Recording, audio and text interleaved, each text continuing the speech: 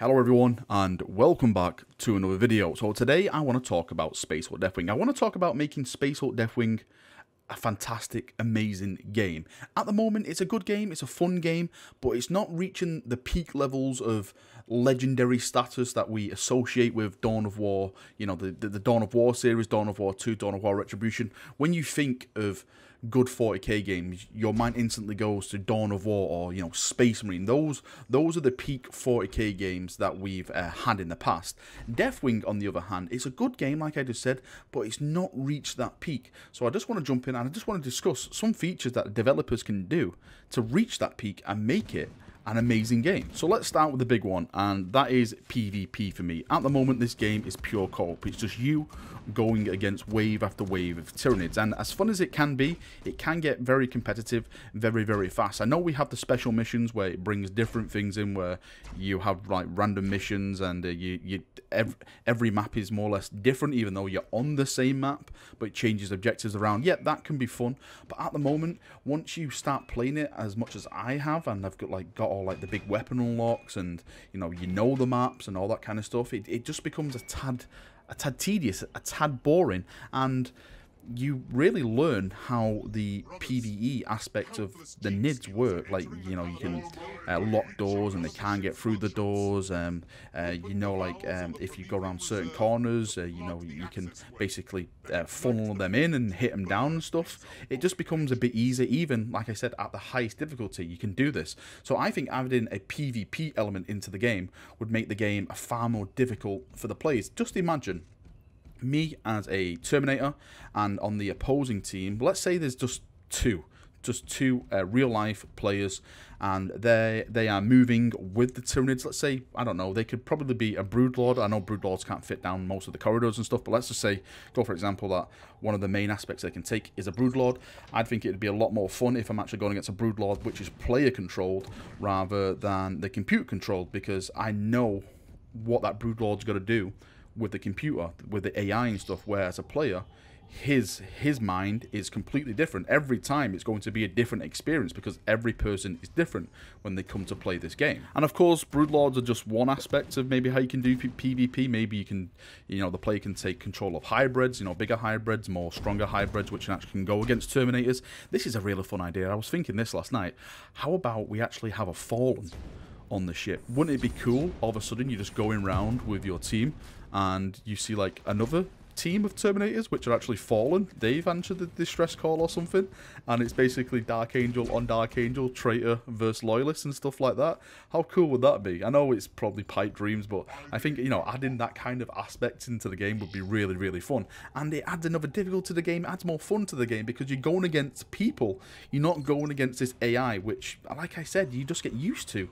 And with people, it's just a different experience every time you play the game. And on the subject of the multiplayer aspect, I would actually like more game modes added. I know we've got the special missions and stuff, but I was thinking of maybe adding something like Last Stand. This again is taken from Dawn of War. I absolutely love the Last Stand game mode. It's probably one of the reasons I keep going back to that game. It's basically there's 3 people, they put them into an arena, and you just have to survive wave after wave after wave. There's like boss spawns and all that kind of stuff, and you just have to like get to the end. I think it's, well, I know it's 20 levels, sorry, 20 waves. And you get to the end, and there's a massive big wave at the level, sorry, wave 20, and everything comes out, pops out, and you just have to survive that. And at the end, you're victorious, and you know, you just feel awesome at the end of it. I think that could really work in Space Hulk Deathwing.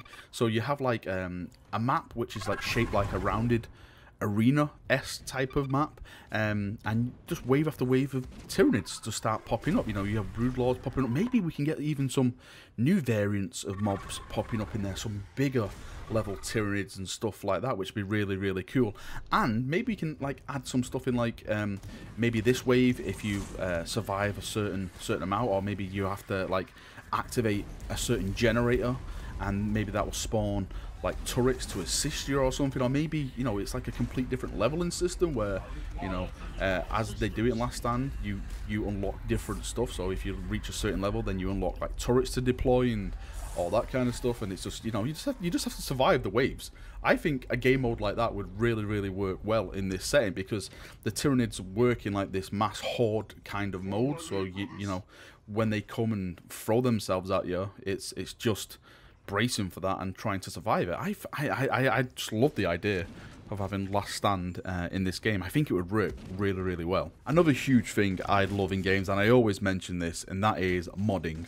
I absolutely love it when games add modding on, because it brings the community into the game more.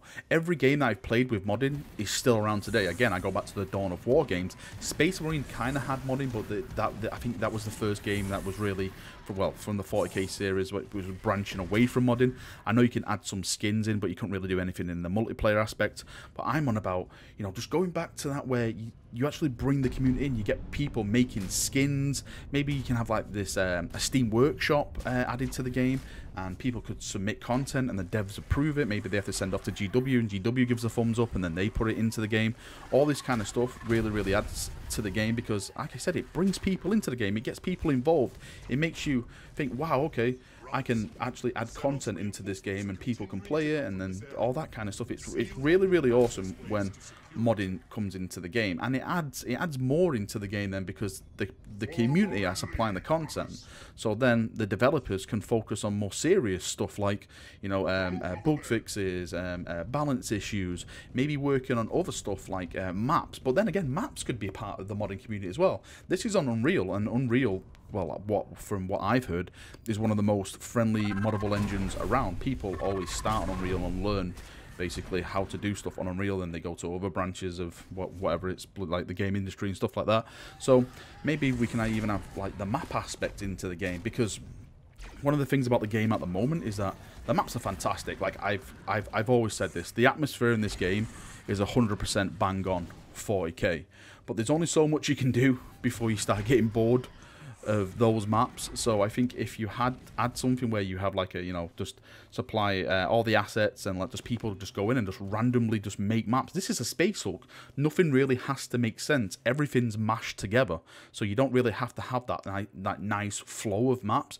You can just squash it all in and just make it feel like a Space Hulk. Maybe we can go farther and maybe add different species, like, you know, Eldar ships, Orc ships. I would love to see like some like Tyranid like biome ships squashed in. I don't know how that would really work, but I think that'd be really cool. And for people who's probably going to comment this and say Eldar don't use warp and stuff like that, I'm talking about Hulks like Rex, where have been smashed apart and crashed into it and stuff like that. I'm not talking about fully fledged ships which have been lost in the warp or anything. You know, stuff like Tau. Imagine a Tau ship. Have we ever seen an inside of a Tau ship before? I think that's going to be like a first, if people can actually get that into the game and mod that in. I think that'd be really, really awesome. Walking around, you know, a fish face ship and just purging everything you see. Now, another thing I'd like to see in this game is a third-person camera. Now, we have a third-person camera in this game. If you die, you can actually view your party members, but we don't actually have it when we're actually playing the game, which makes it kind of strange, because with this new Enhanced Edition patch now, you're basically pimping your character out to look like this god of the battlefield. You know, you've got like all the funky armor, all the funky weapons and stuff like that, but you can't really see that for yourself. All you really see is, you know, the first person aspect of it. You just see like a side of your weapon and a side of your melee weapon as well, so you don't really get to see your person. Now, I can probably understand the argument saying, well, third person may break the immersion or something like that, but maybe it's just like an option which is like in Vermintide, where you press X and you can just spin around and look at your character just to bask in its glory every now and then when there's like a little bit of a lull in the battle. I think something like that would be very, very much welcome in the community. And on the topic of characters, let's just jump in, let's just discuss some of the actual characters we have in game. We have the assault, we have the heavy weapons, we have the tactical, we have the apothecary, and of course we add the chaplain. Now, as I've been playing this game, I've noticed something, and some people picked up on this as well, is that the chaplain is basically just an improved tactical marine. You know, of course they have some different abilities, but you can still bring people back and all that kind of stuff. People don't really play tactical anymore. Well, in my groups, they don't play tactical anymore because they see the chaplain more worthy of that role, because you can still bring people back and all that kind of stuff. So I was thinking, maybe spice these classes up somewhat. Like, when I think of chaplain, I think of like inspiring auras. I think of like damage buffs. I think of maybe not like a group heal on the way of the apothecary, which you know, gives you a lot of health back, but maybe while you're in combat and the more you hit as a chaplain, the more health regeneration your group gets. So it's like an inspiring kind of heal. So if you like attack like a big boss and you're hitting him, and you activate this ability, every hit that you put on that boss gives you health back and gives the people around you some health back as well. So that way it inspires people. Well, kind of like an inspire ability. So you know, you as a chaplain are inspiring them when you're purging, and this could be added to the melee side / combat as well. I was thinking that the chaplain would have this, but it didn't. Like an ability where you press it, which is just like the apothecary ability, but instead of doing health back, you actually increases your damage. So the chaplain can like stand, and his aura, for example, increases your bolter damage or maybe your melee damage and stuff like that to the group, not as an individual, but as a group. Because as a chaplain, you're there on the battlefield to inspire. You're there to bring fear to the enemies and, you know, show your troops as they're purging. You're shouting like all the emperors, for the emperor and all that, and just inspiring the balls out of them and making them purge that little bit harder. Alright, Chaperunios, that's me done for another video. I hope you've enjoyed it. I'm sure you chaps have got a ton of suggestions on how you can make Deathwing Rake in your own kind of way. Post them below. I'd love to read them and talk to you about them and stuff like that. Hopefully, or maybe, the developers may see this video and they may take some things on board. Fingers crossed for that, because like I said, I think Deathwing has the potential to become something absolutely amazing for the 40k community. It's a good game, but it's just missing that extra little bit of spice added into the flavor to take it to the next level. So come on, developers, get on, make Deathwing amazing. I'm with you. Let's do it. Thank you for watching the video and enjoy the rest of your day. See you now, and bye bye.